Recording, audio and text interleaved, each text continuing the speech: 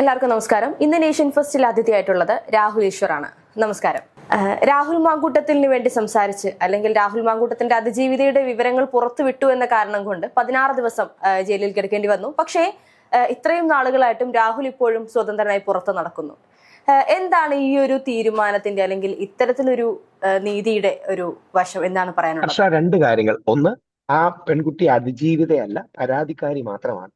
അതിജീവിത എന്ന് പറയുന്നത് സർവൈവർ അല്ലെങ്കിൽ ഇര, ഇതൊക്കെ നമ്മൾ ആലങ്കാരികമായി കൽപ്പിച്ചു കൊടുക്കുന്ന വാക്കുകളാണ്. ശരിക്കും ലീഗൽ ഭാഷയിൽ പരാതിക്കാരി എന്നാണ്, പോലീസുകാര് ആവലാതിക്കാരി എന്നൊക്കെയാണ് പറയുന്നത്. അപ്പോൾ യഥാർത്ഥത്തിൽ അത് അവരുടെ ലാംഗ്വേജ് ആണ്. അപ്പൊ യഥാർത്ഥത്തിൽ സർവൈവർ അല്ലെന്ന് പറയാനുള്ള കാര്യം, ഇപ്പൊ ദിലീപിന്റെ കേസിൽ ഈ നമ്മുടെ നമുക്ക് എല്ലാം ഇഷ്ടപ്പെട്ട നടി സർവൈവർ ആണ്. പക്ഷെ ദിലീപ് ഇന്നസെന്റ് ആണെന്ന് മാത്രമേ ഉള്ളൂ. ഈ പെൺകുട്ടിയുടെ കേസിൽ സർവൈവർ അല്ല. കാരണം ഈ പെൺകുട്ടി കൊടുത്തിരിക്കുന്ന റേപ്പ് പരാതി അടക്കം കോടതി വാലിഡേറ്റ് ചെയ്തിട്ടില്ല, അത് നിൽക്കുമെന്ന് പറഞ്ഞിട്ടില്ല. പിന്നെ എങ്ങനെയാ സർവൈവർ ആകുന്നത്? എന്തിനെ സർവൈവ് ചെയ്തു എന്ന് പറയുന്നത്? അപ്പം ഇത് സർവൈവർ അല്ല. രണ്ടാമത്തെ രാഹുൽ മാങ്കൂട്ടത്തിനെതിരെ പരാതി കൊടുത്ത ആ പെൺകുട്ടിയും സർവൈവർ അല്ല. ആ പരാതിയിൽ കോടതി പോലും സംശയം പ്രകടിപ്പിച്ചിട്ടുണ്ട്. അപ്പോൾ നമ്മൾ അതിജീവിത എന്ന വാക്ക് ദുരുപയോഗം ചെയ്യരുത് എന്നുള്ളത് കൊണ്ടാണ് അതിജീവിതയല്ല, ഇരയുമല്ല, പരാതിക്കാരിയാണ്. ആ പരാതിയിലെ കൂടുതൽ ഡീറ്റെയിൽസ് വന്നോട്ടെ. രണ്ട്, ശ്രീ ദിലീപിന്റെ കാര്യത്തിൽ ഞാൻ പറഞ്ഞതല്ലേ ശരിയായത്? ശ്രീ രാഹുൽ മാങ്കൂട്ടത്തിന്റെ കാര്യത്തിൽ ഞാൻ പറഞ്ഞതല്ലേ ശരിയായത്? അപ്പുറത്ത് നിന്ന് 99% മാധ്യമങ്ങളും വാദിക്കുമ്പോഴും ഇപ്പുറത്ത് ഏതാണ്ട് ഒറ്റയ്ക്ക് നിന്ന് അല്ലെങ്കിൽ 1% ആൾക്കാർ മാത്രം നിന്ന് വാദിച്ച കാര്യമാണ് ഞാൻ വാദിച്ചത്. അത് ദിലീപിന്റെ കാര്യത്തിൽ പെർഫെക്റ്റ്ലി ശരിയായില്ലേ?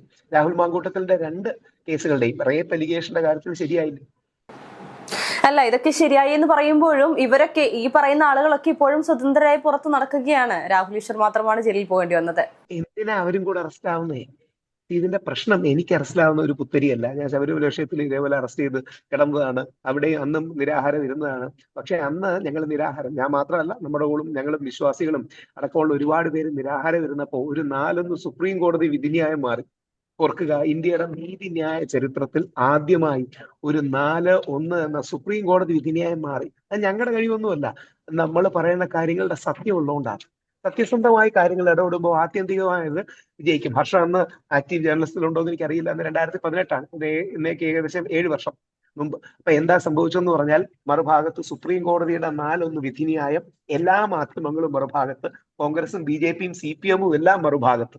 ഞാനടക്കം വിരലിൽ എണ്ണാവുന്നവരാണ് ഈ ഫൈറ്റിന് ഇറങ്ങിയത്. എന്റെ മുത്തശ്ശിയാണ്, 84 വയസ്സായുള്ള മുത്തശ്ശിയാണ് ആദ്യമായിട്ട് അറസ്റ്റ് ചെയ്യുന്നത്. രണ്ടാമത് അറസ്റ്റ് ചെയ്യുന്ന എന്റെ അമ്മ മല്ലിക നമ്പൂതിരിയാണ്. മുത്തശ്ശിയുടെ പേര് ദേവകി എന്നാണ്. മൂന്നാമത് പ്രയാർ ഗോപാലകൃഷ്ണൻ സാർ എന്ന കോൺഗ്രസ് നേതാവിനെയും പിന്നീട് എന്നെയാണ്. പ്രായമായതുകൊണ്ട് അവരെ വിട്ടയച്ചു, എന്നെ ജയിലിലേക്ക് അയച്ചു. അന്നും ഞങ്ങൾ നിരാഹാരം ഇരുന്നു. അത് അന്ന് തുടങ്ങിയ ആ പ്രക്ഷോഭം ഒരുപാട് പേര് പിന്നീട് പങ്കുചേർന്നു, അവരവരുടെ നിലപാടുകൾ മാറ്റി. അത് വിജയിച്ച് ഇന്നും ശബരിമല അതേപോലെ നിൽക്കുന്നു. അത് അത് കാര്യം നമ്മൾ സത്യം പറയുന്നതുകൊണ്ടാണ്. ദിലീപിന്റെ കാര്യത്തിൽ ജയിക്കുമെന്ന് എനിക്ക് ആദ്യം ഉറപ്പായിരുന്നു. കാര്യം അതാണ് സത്യം. എന്ത് ചെയ്യാൻ പറ്റും? ആൾക്കാർ മത്സരിച്ച് കള്ളം പറഞ്ഞാൽ, ആൾക്കാർക്ക് അങ്ങനെ കള്ളം പറയുന്നതിൽ ഒരുതരം ആനന്ദം കണ്ടെത്തി കഴിഞ്ഞാൽ നമ്മൾക്ക് എന്ത് ചെയ്യാൻ പറ്റും? അപ്പൊ ഇതാണ് പെട്ടെന്ന് നിങ്ങളുടെ ഹർഷയ്ക്കും നിങ്ങളുടെ വ്യൂവേഴ്സിനും കൂടെ പെട്ടെന്ന് കൺവിൻസ്ഡ് ആകാൻ ഞാൻ പലപ്പോഴും പറയാറുള്ള ഒരു ഉദാഹരണം കൂടെ പറയാം. ഇന്ത്യയുടെ കൊടി നമ്മളെല്ലാം അഭിമാനത്തോടെ നമ്മൾ എന്താ പറയണ എടുത്തുയർത്തുന്ന കൊടിയാണ്. പട്ടാളക്കാർ മരിക്കുമെന്നിരിക്കുന്ന കൊടിയാണ്. ഈ കൊടിയുടെ നിറങ്ങളുടെ അർത്ഥം എന്താണ്? ഹർഷയും ഞാനും ഒക്കെ സ്കൂളിൽ പഠിച്ചത് അതിലെ കുങ്കുമം അല്ലെങ്കിൽ കാവി ത്യാഗവും ധീരസന്നദ്ധതയും എന്നാണ്, വെള്ള ശാന്തി എന്നാണ്, പച്ച ഫലഭൂഷ്ഠത എന്നാണ്. അങ്ങനെ അല്ല. എന്ത് ചെയ്യാൻ പറ്റും? ഹിന്ദു മുസ്ലിം ക്രിസ്ത്യാനികൾ ഒരുമിച്ച് ജീവിക്കണമെന്ന് മഹാത്മാഗാന്ധി എഴുതി വെച്ചിരിക്കുകയാണ്. ഇത് ആലങ്കാരികമായി ഏറിന്ന് വ്യാഖ്യാനിക്കൊന്നുമല്ല. ഏപ്രിൽ 13, 1921 നമ്മുടെ മഹാത്മാഗാന്ധി, ഈ രാജ്യത്തിന്റെ അച്ഛൻ, രാഷ്ട്രപിതാവ് എഴുതി വെച്ചിരിക്കുന്ന കാര്യങ്ങളാണ്. പക്ഷെ നമ്മളെ പഠിപ്പിക്കുമ്പോൾ ഒരു വ്യാഖ്യാനത്തിന് മാത്രമേ പഠിപ്പിക്കൂ. ഇതിന്റെ പ്രശ്നം എന്ന് പറഞ്ഞാൽ ആൾക്കാർക്ക് സത്യം പറയാൻ മടിയാണ്. ശ്രീ ദിലീപിന്റെ കാര്യം കൂടെ വെച്ച് പറയാം. ഞാൻ ഇന്ന് അതിനെ കുറിച്ചാണ് വീഡിയോ ചെയ്യുന്നത്. ശ്രീ ദിലീപിനെതിരെ ഫോട്ടോഷോപ്പ് ചെയ്തു, വ്യാജ ഫോട്ടോഷോപ്പ് ചെയ്തു. എന്ത് ചെയ്യാൻ പറ്റും?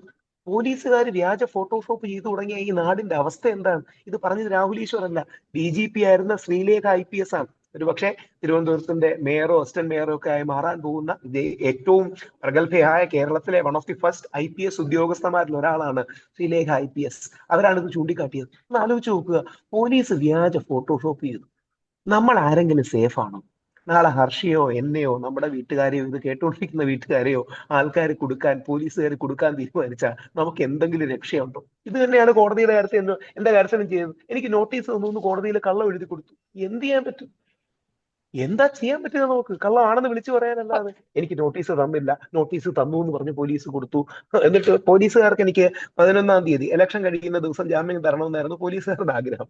അന്ന് അവിടെ വന്ന പ്രോസിക്യൂട്ടർ അല്ലെങ്കിൽ അഭിഭാഷകൻ കയറി എന്ന് പറഞ്ഞു എനിക്ക് പോലീസ് റിപ്പോർട്ട് കിട്ടിയില്ല എന്ന്. കള്ളം പറയുവാണ്. എന്റെ ഫ്രണ്ട് വെച്ചുകൊണ്ട് കൊടുത്തതാണ്. 2-3 ദിവസം കൊണ്ട് ജയിലിൽ കിടക്കട്ടെ എന്ന് ഉദ്ദേശം പറയുന്നത്. അങ്ങനെ കള്ളം പറഞ്ഞാലേ നാളെ ആരെങ്കിലും സേഫ് ആണോ? ശ്രീ ദിലീപോ ഉമ്മൻചാണ്ടിയോ നിവിൻ പോളിയോ ഈ നാട്ടിൽ സേഫ് അല്ലെങ്കിൽ, അതായത് അവരൊക്കെ വലിയ പ്രമുഖരും സാമ്പത്തികമായിട്ടും രാഷ്ട്രീയപരമായിട്ടും ഇത്രയും പിടിപാടുള്ളവർ പോലും സേഫ് അല്ലെങ്കിൽ നമ്മുടെ മകനോ നമ്മുടെ സഹോദരനോ നമ്മുടെ അച്ഛനോ സേഫ് ആണോ? അല്ല, ഇപ്പൊ ഇങ്ങനെയൊക്കെ ആണെങ്കിൽ ഇപ്പോ നീതിന്യായ വ്യവസ്ഥയ്ക്ക് എത്രത്തോളം കള്ളം പറഞ്ഞു പിടിച്ചു നിൽക്കാൻ സാധിക്കും പൊതുജനങ്ങളുടെ മുൻപിൽ? ഇപ്പൊ രാഹുൽ ഈശ്വർ ആണെങ്കിൽ പോലും ഈ നല്ല പോയിന്റ് ആണ്. ഒരു കാര്യം ആഡ് ചെയ്തോട്ടെ, അതാണ് ക്രിട്ടിക്കൽ പോയിന്റ്. അതായത് ട്രയലിന്റെ സമയത്ത് കള്ളം നിലനിൽക്കൂല. ട്രയൽ എന്ന് പറഞ്ഞാൽ കേസിന്റെ വിചാരണ സമയത്ത് കള്ളം നിലനിൽക്കില്ല. പക്ഷെ ഈ ജാമ്യം നിഷേധിക്കാനായി കള്ളം പറയാം. ബിജു മേനോൻ അത് കൃത്യമായി അറിഞ്ഞിരിക്കണം. നമ്മുടെ കോടതികളിൽ ബഹുമാനമുള്ള ഏറ്റവും ആദരവ് അംഗീകരിക്കുന്ന സ്ഥാപനങ്ങളാണ്. അവിടെ കള്ളം എപ്പം പോലീസുകാർ പറയും എന്ന് പറഞ്ഞാൽ ട്രയൽ സ്റ്റേജിലല്ല പറയുന്നത്, വിചാരണ ഘട്ടത്തിൽ തിരിച്ചു ചോദിക്കാം. പക്ഷെ ജാമ്യം കിട്ടാനുള്ള സ്റ്റേജിൽ ഉണ്ടത്രേകൾ പറയും. അതായത് ബിജു മേനോൻ നമ്മുടെ റൺ ബേബി റണ്ണിൽ പറയുന്നത് പോലെ ഉണ്ടത്രേ എന്ന് പറയുമ്പം ഉണ്ടെന്നും ഇല്ലെന്നും അല്ല. ഒരു ഉദാഹരണം പറയാം. ദിലീപും പൾസർ സുനിയും കൂടിയുള്ള ഒരു ഫോട്ടോ ഉണ്ടത്രേ, ഞങ്ങൾക്കത് ചെക്ക് ചെയ്യാൻ 4 ആഴ്ച വേണം, ദിലീപിന് ജാമ്യം കൊടുക്കരുത്. അപ്പൊ കോടതി പറയും 2 ആഴ്ച ദിലീപിന് ജാമ്യം. ഇത് നമ്മുടെ മുമ്പിൽ നടന്ന കള്ളമാണ്. സീരിയസ്നെസ് ഒന്ന് ആലോചിച്ച് നോക്കൂ. പോലീസുകാര് ഫോട്ടോഷോപ്പ് ചെയ്ത് ഒരു ഫോട്ടോ ഉണ്ടാക്കി ദിലീപിനെയും പൾസർ സുനിയും ചേർത്ത്. ഇത് പറഞ്ഞത് ഞാനല്ലല്ലോ, ഒരു DGP അല്ലേ, ആ സമയത്ത് സ്ഥാനത്തിരിക്കുന്ന ഒരു DGP അല്ലേ. അത് ഏതെങ്കിലും മുഖ്യധാരാ മാധ്യമങ്ങൾ പോലീസിനോട് ചോദിക്കുന്ന കണ്ടിട്ടുണ്ടോ? അല്ല, ദിലീപിനെ അനുകൂലിച്ചുകൊണ്ട് പലതവണ മുൻപിൽ വരുന്നതൊക്കെ നമ്മൾ കണ്ടിരുന്നു, ഈ പറയുന്ന ശ്രീലേഖ IPS കുറിച്ചാണെങ്കിലും. പക്ഷെ ഇന്ന് അവർക്കെതിരെയും പലതരത്തിലുള്ള വിമർശനമുണ്ട്. ദിലീപിന് വിധിന്യായം പുറത്തു വന്നപ്പോൾ ദിലീപിന് പുറത്തു വരാനുള്ള അത്രത്തോളം ന്യായീകരണങ്ങൾ ഉണ്ട് എന്ന് പറയുമ്പോഴും ഇന്നും അത് അംഗീകരിക്കാൻ പലർക്കും ബുദ്ധിമുട്ടുണ്ട്. ഈ പറയുന്ന അതിജീവിത, ഈ പറയുന്ന നടി, ആക്രമിക്കപ്പെട്ട നടിക്ക് അറിയാം ദിലീപ് പിന്നിലുണ്ട് എന്നുള്ളത്. അവർ അത്രത്തോളം ഉറപ്പിച്ചു പറയുമ്പോഴും ഒരുപക്ഷെ പ്രോസിക്യൂഷന്റെ ഭാഗത്ത് നിന്ന് പോലും ഇവരെ അനുകൂലിക്കാൻ ആരുമില്ലായിരുന്നു എന്നുള്ളത് കൊണ്ടല്ലേ ഇത്തരത്തിൽ അവർക്ക് പ്രതികൂലമായ ഒരു വിധി വന്നത്? നേരെ പച്ചക്കള്ളമല്ലേ. ഈ നാട്ടിലെ മുഖ്യമന്ത്രി, പോലീസ്, പ്രോസിക്യൂഷൻ, 99% മീഡിയ ഒരു സൈഡിൽ നിന്ന് ദിലീപിനെതിരെ യുദ്ധം ചെയ്യുമ്പോ ഒരു നട്ടലുള്ള വനിതാ ജഡ്ജി കാരണമാണ് ശ്രീ ദിലീപിന് നീതി കിട്ടുന്നത്. ഒരു നട്ടലുള്ള വനിതാ ജഡ്ജി, പേര് പറയാൻ കുഴപ്പമില്ല, ഹണി വർഗീസ് എന്ന് പറയുന്ന വരുംകാല നിയമ വിദ്യാർത്ഥികൾ പൂവിട്ട് പൂജിക്കേണ്ട നല്ല തന്റേടമുള്ള ധൈര്യമുള്ള ഒരു വനിതാ ജഡ്ജി ഉള്ളത് കൊണ്ട് മാത്രമാണ് അവർക്ക് പിടിച്ചു നിൽക്കാൻ കഴിഞ്ഞത്. എന്തുകൊണ്ടാ? അവർ സത്യസന്ധമായി അതിശക്തമായി ഈ കാര്യങ്ങൾ മുമ്പോട്ട് വെക്കുകയും ഒരു കാരണവശാലും സമ്മർദ്ദ തന്ത്രങ്ങൾക്ക് അടിപ്പെടുകയും ചെയ്യും. ഒരു സിമ്പിൾ ചോദ്യം നിങ്ങളടക്കമുള്ള മാധ്യമങ്ങൾ ചോദിക്കണ്ടേ, ദിലീപിനും പൾസർ സുനിക്കും തമ്മിൽ ബന്ധത്തിന് എന്താ തെളിവ്? ഈ തെളിവെന്ന് പറഞ്ഞൊരു കാര്യം വേണ്ടേ? ചുമ്മാ പറഞ്ഞാൽ മതിയോ? അബാദ് പ്ലാസയിൽ വെച്ച് ഗൂഢാലോചന നടന്നു, ജോയ്സ് പാലസിൽ വെച്ച് ഗൂഢാലോചന നടന്നു. ചുമ്മാ കഥ എഴുതാൻ ആർക്കാ പറ്റാത്തത്? ഇതിന് തെളിവെന്തെങ്കിലും വേണ്ടേ? ഈ തെളിവൊന്നും ഇല്ലാത്തോണ്ട് വ്യാജ തെളിവ് വരെ ഉണ്ടാക്കിയെന്ന് ശ്രീലേഖ മാഡം പറഞ്ഞു. എന്തുകൊണ്ടാ? അവർക്ക് എന്തെങ്കിലും ലാഭം ഉണ്ടായിട്ടാണോ? ഇത് സത്യം പറയണം. അങ്ങനെയാണെങ്കിൽ അതേസമയം തന്നെ മറുപക്ഷത്ത് നിന്ന് പറയുന്നുണ്ട്, ഉണ്ടായിരുന്ന തെളിവുകളെല്ലാം ദിലീപിന്റെ പണം ഉപയോഗിച്ച് നശിപ്പിച്ചു കളഞ്ഞു, ദിലീപിന്റെ സ്വാധീനം ഉപയോഗിച്ച് ഇല്ലാതെയാക്കി. എന്ത് തെളിവ്? ഉദാഹരണം പറയാം. ഹാഷ് വാല്യൂ മാറി. പാവപ്പെട്ട സാധാരണക്കാർ കേൾക്കുമ്പോൾ എന്തോ വലിയ സംഭവമാണെന്ന് തോന്നും ഹാഷ് വാല്യൂ മാറി എന്നുള്ളത്. ആ ഫയലുകളുടെ ഹാഷ് വാല്യൂ മാറിയിട്ടില്ല. യഥാർത്ഥത്തിൽ ഹാഷ് വാല്യൂ മാറിയത് ആ സ്റ്റോറേജ് ഡിവൈസിന്റെ ആണ്. നിങ്ങളുടെ അവിടെ ടെക്നിക്കൽ ടീം കാണുമല്ലോ. നിങ്ങൾ ഈ ഇടുന്ന സ്റ്റോറേജ് ഡിവൈസ് ഓരോ തവണ മറ്റൊരു കമ്പ്യൂട്ടറിലോട്ട് ഇട്ടാലോ അതിന്റെ ഹാഷ് വാല്യൂ മാറും, പുതിയ ഓട്ടോമാറ്റിക്കലി ഫയൽ ക്രിയേറ്റ് ചെയ്യുമ്പോൾ. ഇത്രയുള്ള സാധനം. ഇനി ഹാഷ് വാല്യൂ മാറുന്നത് ഇതുമായിട്ട് എന്ത് ബന്ധമുള്ളത്? സാധാരണക്കാർക്ക് മനസ്സിലാകാത്ത കാര്യങ്ങൾ പറഞ്ഞ് പറ്റിക്കുകയല്ലേ. ഹാഷ് വാല്യൂവും കേസും തമ്മിൽ എന്ത് ബന്ധമാണുള്ളത്? മറ്റേ അവിടുത്തെ കോടതിയിൽ വിഷ്വൽസ് 3 തവണ തുറന്നു എന്നുള്ളത് ഒരു വിഷയം ഇല്ലെന്നല്ല. ഈ കേസിന്റെ പ്രധാന കോർ എന്താ? ശ്രീ ദിലീപിന് നമ്മുടെ അതിജീവിതയോട് വ്യക്തിപരമായ വിരോധമുണ്ട് എന്നാണ് പോലീസ് ആരോപിക്കുന്നത്. അതിനുവേണ്ടി പൾസർ സുനിക്ക് കൊട്ടേഷൻ കൊടുത്തു. ഇത്രയല്ലേ ഉള്ളു സാധനം. അപ്പം പൾസർ സുനിയും ദിലീപും തമ്മിൽ എന്തെങ്കിലും ബന്ധമുണ്ടെന്ന് തെളിയിക്കണ്ടേ? ഇവരെ തമ്മിൽ എവിടെങ്കിലും വെച്ച് കണ്ടു എന്ന് തെളിയിക്കണ്ടേ? ചുമ്മാ പറഞ്ഞാൽ മതി. ഇത് ആലോചിച്ച് നോക്കുക. അവിടെയാണ് നമ്മളെ അടക്കം, നിങ്ങൾ മാധ്യമങ്ങളെ അടക്കം പറ്റിക്കാനായി പോലീസുകാര് ഒരു ഫോട്ടോ തെളിവുണ്ടെന്ന് പറഞ്ഞത്. അത് വ്യാജ ഫോട്ടോഷോപ്പോ? അതെങ്ങനെ എത്ര ഉറപ്പിച്ച് പറയാൻ സാധിക്കും വ്യാജ ഫോട്ടോഷോപ്പ് ആയിരുന്നു എന്നുള്ളത്? ഇതും പൊതുജനങ്ങളെ പറ്റിക്കാനുള്ള മാർഗമായിക്കൂടെ? നല്ല ചോദ്യമാണ്. 2 കാര്യങ്ങൾ. ഒന്ന്, അത് പറഞ്ഞത് പോലീസിന്റെ തലപ്പത്തിരുന്ന DGP ആയ ഒരു വ്യക്തിയാണ്. ഇനി അത് പറയണമെന്നില്ല, DGP മാർക്ക് കള്ളം പറഞ്ഞുകൂടാന്നൊന്നും ഇല്ലല്ലോ. ശരിയല്ലേ? DGP മാർക്ക് കള്ളം പറഞ്ഞുകൂടുന്നില്ലല്ലോ. അപ്പൊ അതുകൊണ്ട് മനസ്സിലായി, അത് നമുക്ക് വേണ്ട, നമ്മുടെ കണ്ണിനെ വിശ്വസിക്കാമല്ലോ, വേറെ ആരുടെയും കണ്ണിനെ നോക്കണ്ട. ഞാൻ ഫോട്ടോ എടുക്കുകയാണ് നിങ്ങൾക്ക് വേണ്ടി, വേറെ ആരെയും വിശ്വസിക്കണ്ട, നമുക്ക് നമ്മുടെ കണ്ണിനെ വിശ്വസിക്കാമല്ലോ.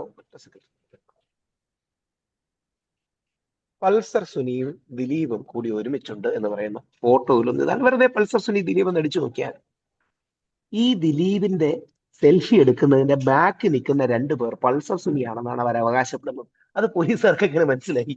പോലീസുകാർക്ക് അതിന്റെ പുറകെ നിൽക്കുന്ന രണ്ടുപേരിൽ അത് പൾസർ സുനി എന്ന് മനസ്സിലായി. എന്നിട്ട് തെറ്റിദ്ധരിപ്പിക്കാൻ എന്ത് ചെയ്തു എന്നറിയാവും, വേറൊരു പൾസർ സുനിയുടെ ഫോട്ടോ എടുത്തു, അതിലൊരു റൗണ്ട് ഇട്ടു കൊടുത്തു.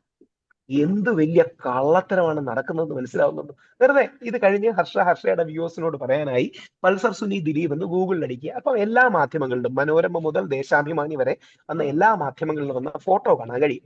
ആ ഫോട്ടോയിൽ നോക്കുമ്പോൾ ഈസി ആയിട്ട് അറിയാൻ കഴിയും ഇത് ശരിയാണോ തെറ്റാണോ. അത് യഥാർത്ഥത്തിൽ ഫോട്ടോഷോപ്പാണ്. പക്ഷെ എങ്ങനെ പ്രസന്റ് ചെയ്യുമെന്നറിയാം. അവിടെയാണ് ഇതിന്റെ കളി, സാധാരണക്കാർ അറിഞ്ഞിരിക്കേണ്ട കളി. ഞാൻ പോലീസിന്റെ പ്രോസിക്യൂട്ടർ ആണെന്ന് ഇരിക്കട്ടെ, ഹർഷയാണ് ജഡ്ജി എങ്കിൽ വന്ന് പറയും, മാഡം നമുക്ക് ദിലീപും പൾസർ സുനിയും ഒരുമിച്ച് നിന്നിട്ടുള്ള ഒരു ഫോട്ടോ കിട്ടിയിട്ടുണ്ട്, അത് ശരിയാണോ, കുറെ കാര്യങ്ങൾ എനിക്ക് അന്വേഷിക്കാൻ ഞങ്ങൾക്ക് ഒരു 4 ആഴ്ച വേണം, ഫോട്ടോഗ്രാഫിക് എവിഡൻസ് ആണ്, അതുകൊണ്ട് 4 ആഴ്ച വേണം. അപ്പൊ കോടതി വിചാരിക്കും ഫോട്ടോഗ്രാഫിക് എവിഡൻസ് ആണ്, തെളിവിലേക്ക് കടക്കില്ല, കേസിന്റെ മെറിറ്റിലേക്ക് കടക്കില്ല.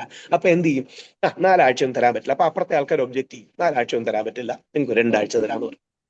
എന്തൊക്കെ കള്ളങ്ങളാണ്, എന്തൊക്കെ കള്ളങ്ങളാണ് പറഞ്ഞത്. അത് പൊളിഞ്ഞു വീഴുകയാണെന്നുള്ള തിരിച്ചറിവെങ്കിലും നമുക്ക് വേണ്ടേ?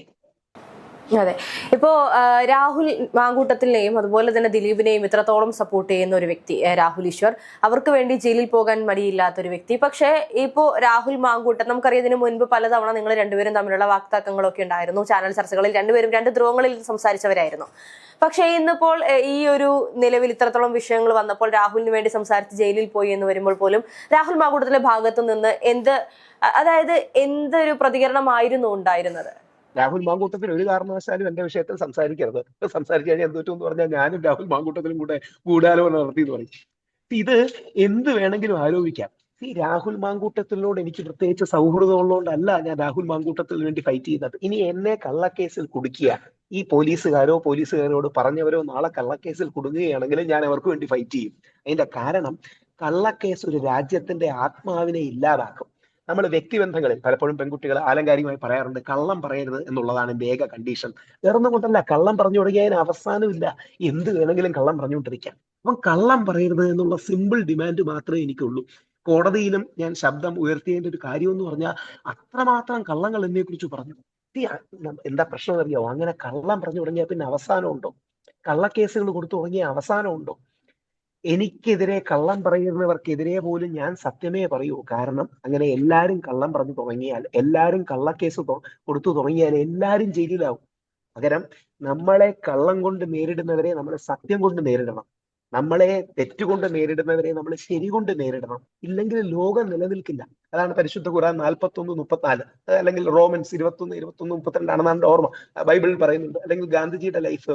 ഇതിന്റെ പ്രശ്നം, എന്നോട് ചില ആൾക്കാർ വന്ന് പറഞ്ഞു, ജയിലിൽ നിന്ന് ഇറങ്ങുമ്പോൾ നീ ഒരു പഞ്ച് ഡയലോഗ് പറയണം, മെൻസ് കമ്മീഷന് വേണ്ടി ഇരട്ടി ശക്തിയോടുകൂടി ഞാൻ പോരാടുമെന്ന്.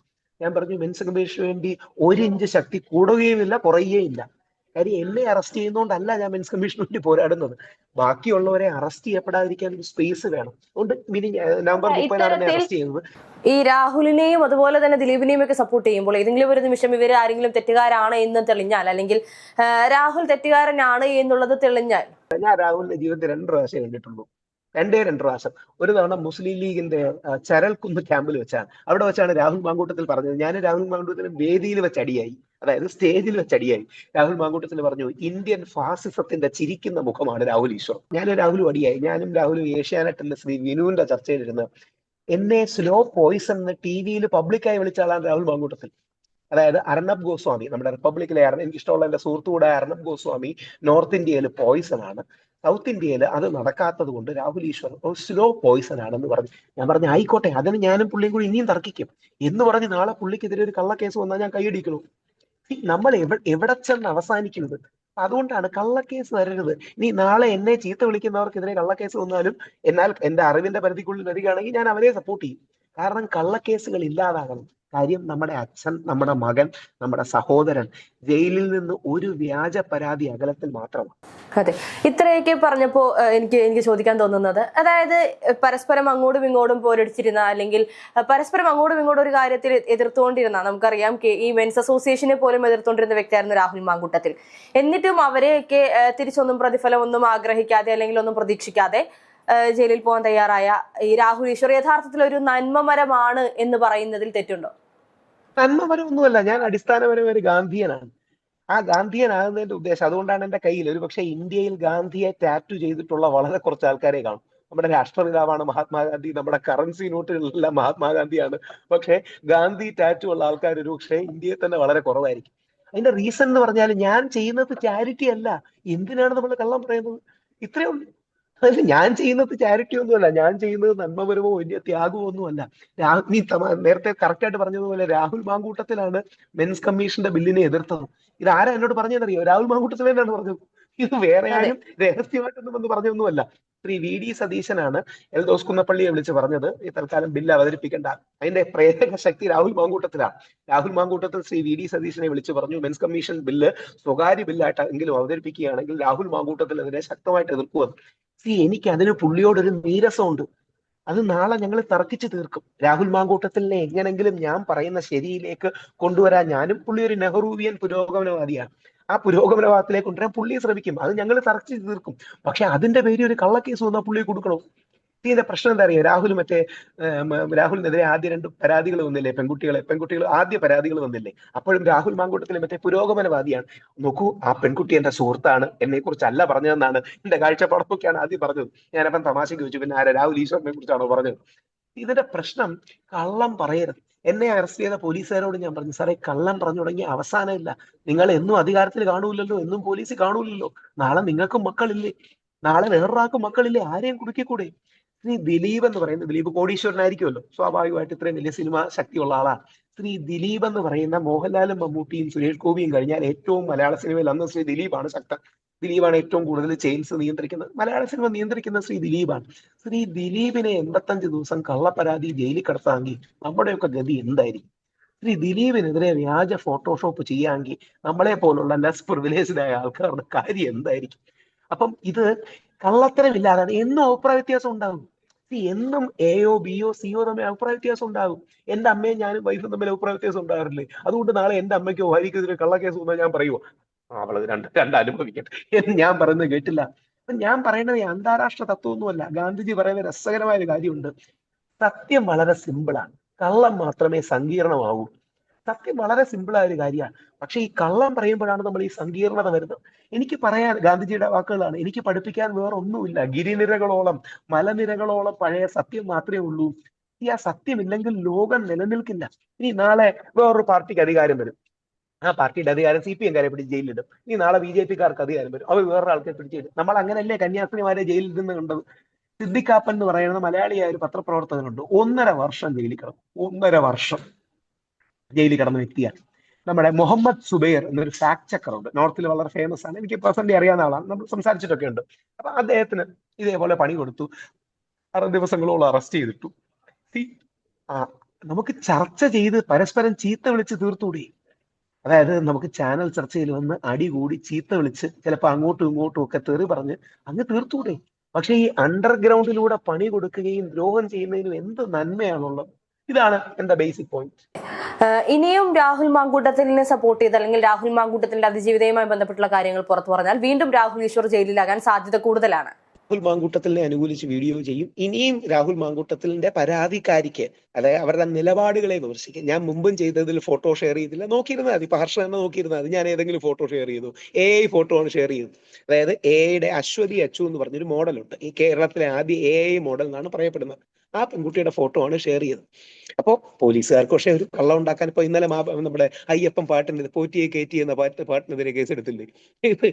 എന്നെ അറസ്റ്റ് ചെയ്ത് അതേ പോലീസാണ് എടുത്തിരിക്കുന്നത് കേട്ടോ. എന്നെ അറസ്റ്റ് ചെയ്ത് അതേ പോലീസാണ്, സൈബർ പോലീസ്. ഞാൻ എന്നിട്ട് കുഞ്ഞബ്ദുള്ള അദ്ദേഹത്തെ വിളിച്ചിരുന്നു. ഞാൻ വിളിച്ച് എന്റെ എല്ലാവിധ ഐക്യദാർഢ്യവും സപ്പോർട്ടും പറഞ്ഞു. ഞാൻ പറഞ്ഞു, സാർ എന്നിട്ട് ജാമ്യം മൂവ് ചെയ്യണം, എന്നിട്ടേ വരാവൂ, അല്ലാതെ വരരുത്, അല്ലെങ്കിൽ റിസ്ക് ഉണ്ട്. ഞാൻ 1-2 പേഴ്സണൽ കാര്യങ്ങൾ അദ്ദേഹത്തിന് പറഞ്ഞു. ഇവരുടെ എന്താ രീതി എന്ന് എനിക്ക് അറിയാവുന്നതുകൊണ്ട് പറഞ്ഞു. നീ പോലീസുകാരും പാവങ്ങളാണ് കേട്ടോ, പോലീസുകാർക്കും ദ്രോഹമൊന്നുമില്ല, മേളിൽ നിന്ന് ഉത്തരവ് കൊടുക്കുന്നതാണ്. ഇതിന്റെ പ്രശ്നം അതെ. നമ്മൾ മനസ്സിലാക്കേണ്ടത് അവിടെ ഇരിക്കുന്ന CIക്കോ SIക്കോ DYSPക്കോ മേളിൽ നിന്ന് ഉത്തരവ് വന്നാൽ ചെയ്യാതിരിക്കാൻ പറ്റൂ. അത് ടോപ്പിൽ ഇല്ല. നിന്നുള്ള ഉത്തരവാണ്. അല്ല, രാഹുൽ മാങ്കൂട്ടത്തിന്റെ പെൺകുട്ടിയുടെ ഫോട്ടോ ഷെയർ ചെയ്തില്ല എന്ന് പറയുമ്പോഴും കഴിഞ്ഞൊരു ചർച്ചയിൽ, അതായത് താങ്കള് കസ്റ്റഡി എടുക്കുന്നതിന് കുറച്ച് മണിക്കൂറുകൾക്ക് മുൻപായിരുന്നു നമ്മളുമായിട്ടൊരു ചർച്ചയുണ്ടായിരുന്നു. അപ്പോൾ ആ ഒരു ചർച്ചയിൽ പോലും താങ്കൾ പറഞ്ഞിരുന്നു മറ്റേതോ ഒരു ചാനലിന്, എനിക്കൊന്ന് ഏഷ്യാനെറ്റിന് മറ്റുവാണെന്ന് തോന്നുന്നു, ഇത്തരത്തിലൊരു ചാനൽ ചർച്ചയ്ക്ക് ഇരിക്കുന്ന സമയത്ത് ഈ പെൺകുട്ടിയുടെ ഫോട്ടോ ഷെയർ ചെയ്ത് കൊടുത്തിരുന്നു എന്നുള്ളത്. ഇത്തരത്തിൽ മാധ്യമങ്ങൾക്ക് അത് ഷെയർ ചെയ്ത് കൊടുക്കുമ്പോൾ അതും തെറ്റായി തന്നെ കണക്കാക്കുമല്ലോ. അല്ല, വ്യത്യാസമാണ്. അതായത് ഈ പെൺകുട്ടി ജനുവരി 8 വരെ ആക്റ്റീവായ റിലേഷൻഷിപ്പിൽ ഉണ്ടായിരുന്നു എന്ന് ഒരു പ്രമുഖ മാധ്യമ പ്രവർത്തക അവരുടെ ഫോട്ടോ എനിക്ക് അയച്ചു തന്നത് ഞാൻ ഒരാൾക്ക് അയച്ചു കൊടുത്തു എന്നാണ്. അത് അത് പബ്ലിക് ഡൊമൈൻ അല്ല. അതായത് ഇപ്പൊ ഞാൻ ഹർഷയ്ക്ക് ഒരു ഫോട്ടോ അയച്ചു തന്നാൽ അത് പബ്ലിക് ഡൊമൈൻ അല്ല, അത് പ്രൈവറ്റ് ഡൊമൈൻ ആണ്. നമ്മുടെ വാട്സപ്പിലെ ചാറ്റോ അല്ലെങ്കിൽ നമ്മുടെ മെസ്സേജോ കാര്യങ്ങളോ ആണ്. പബ്ലിക് ഡൊമൈനിൽ ഷെയർ ചെയ്തെന്നുള്ളതേ ഉള്ളൂ. അല്ലാതെ പ്രൈവറ്റ് ഡൊമൈനിൽ ഷെയർ ചെയ്തുകൂടാന്നുള്ളതില്ല. പബ്ലിക് ഡൊമൈനിൽ ഷെയർ ചെയ്യുന്നത്, അതുകൊണ്ടാണല്ലോ പൊതുമാധ്യമങ്ങളിൽ ഷെയർ ചെയ്യുന്നത് തുടങ്ങിയ കാര്യങ്ങൾ വരുന്നത്. അല്ലാതെ അങ്ങനെയല്ല. ഞാനത് ഷെയർ ചെയ്ത് ഈ പെൺകുട്ടിയുടെ ഫോട്ടോ അല്ല, ജനുവരി 8 വരെ ഈ പെൺകുട്ടിക്ക് ഹസ്ബൻഡുമായിട്ട് ആക്റ്റീവ്ലി ബന്ധമുണ്ടായിരുന്നു എന്ന് തെളിയിക്കാൻ അവരൊരുമിച്ച് പല സ്ഥലങ്ങളിലും പോയ ചിത്രങ്ങളാണ്. ഞാൻ ഇന്ന് സ്മൃതി മാഡത്തിന് റിപ്പോർട്ടർ ഷെയർ ചെയ്തു, വേറെ ആൾക്കാർക്ക് ഷെയർ ചെയ്തു. ഇത് 4 ദിവസമേ കല്യാണം ഉള്ളായിരുന്നു എന്ന് പറയുന്ന കള്ളമല്ലേ? ആർക്കെങ്കിലും അതിനെക്കുറിച്ച് ബോധലേഷനുണ്ടോ? 100 ദിവസത്തിനകം അല്ല 1 മാസത്തിനകം കല്യാണം ഒഴിഞ്ഞു എന്ന് പറയുന്നു. അങ്ങനെ ഒരു പരിപാടിയേ ഇല്ല. കല്യാണം ഒഴിഞ്ഞു എന്നൊരു പരിപാടിയില്ല. പക്ഷേ ഇതൊന്നും ആർക്കും ചോദിക്കേണ്ടാത്ത എന്തുകൊണ്ടാണ്? കാര്യം ആൾക്കാർക്ക് ഒരു നെറേറ്റീവ് ഉണ്ട്. ആ നെറേറ്റീവ് എങ്ങനെങ്കിലും വിജയിപ്പിക്കാൻ നോക്കുക. എനിക്കൊരു നെറേറ്റീവ് ഉണ്ട്, പക്ഷെ നാളെ എന്റെ നെറേറ്റീവിനെ എതിർത്തു വരുന്ന ഒരു സത്യമാണെങ്കിലും ആ സത്യം പറയാൻ ഞാൻ മടിക്കില്ല. ഉദാഹരണം, എന്റെ അവസാനം ചെയ്ത വീഡിയോ, അസ്ലാമിനും അവസാനം ചെയ്ത വീഡിയോ രാഹുൽ മാങ്കൂട്ടത്തിൽ ആ പെൺകുട്ടിയുടെ ഗർഭത്തെ തള്ളി പറയരുത് എന്ന് പറഞ്ഞ വീഡിയോ ആണ്. രാഹുൽ മാങ്കൂട്ടത്തിൽ കോടതിയിൽ ആദ്യം പറഞ്ഞിരുന്ന ഡിഫൻസ് പിന്നീട് എങ്ങനെ മാറ്റിയെന്ന് എനിക്കറിയില്ല കേട്ടോ, കാര്യം എനിക്ക് വായിക്കാൻ പറ്റിയില്ല. രാഹുൽ മാങ്കൂട്ടത്തിൽ അത് ഹസ്ബൻഡിന്റെ ആയിരിക്കും എന്ന് പറഞ്ഞൊരു ആർഗ്യുമെന്റ് ആണ് മുമ്പോട്ട് വെച്ചത്. ഞാൻ പറഞ്ഞു അത് ചെയ്യരുത്, അത് തെറ്റാണ്, അത് ചെയ്യരുത്, അത് നന്മയല്ല, സത്യസന്ധതയല്ല. അതുകൊണ്ട് രാഹുലിന് 10 വർഷം ജയില് കിട്ടിയാലും രാഹുൽ ഈ കള്ളങ്ങൾ പറയരുത് എന്നാണ് എന്റെ അവസാന വീഡിയോ. ഇപ്പോഴും എടുത്തു നോക്കാം, അത് കിടപ്പുണ്ട്. സ്മൃതി എന്നോട് ചോദിച്ചോ ചോദ്യം ശരിയാണ്. ഇത്രേ ഉള്ളൂ, സിമ്പിൾ. ഹർഷ വെറുതെ മാധ്യമങ്ങളൊക്കെ വർക്ക് ചെയ്യുന്നതല്ലേ? ഞാൻ പറയുന്ന ഏതെങ്കിലും ഒരു കാര്യം കള്ളമാണെന്ന് തോന്നിയിട്ടുണ്ട്? കള്ളമല്ല. അതുകൊണ്ടാണ് ഞാൻ പറയുന്നത്. വളരെ സിമ്പിൾ ആണ് ഈ കാര്യങ്ങൾ. ഈ ആവശ്യമില്ലാതെ കോംപ്ലക്സ് ആയ ഒരു ചെസ് കളിക്കാനൊന്നും നിൽക്കണ്ട. സിമ്പിളായ സത്യങ്ങൾ പറഞ്ഞാൽ മതി. ആ സിമ്പിളായ സത്യങ്ങളിൽ മാത്രമേ നമ്മുടെ രാജ്യം നിലനിൽക്കൂ. അതാണ് നമ്മുടെ രാഷ്ട്രപിതാവ് ഗാന്ധിജി നമ്മളെ പഠിപ്പിച്ചത്.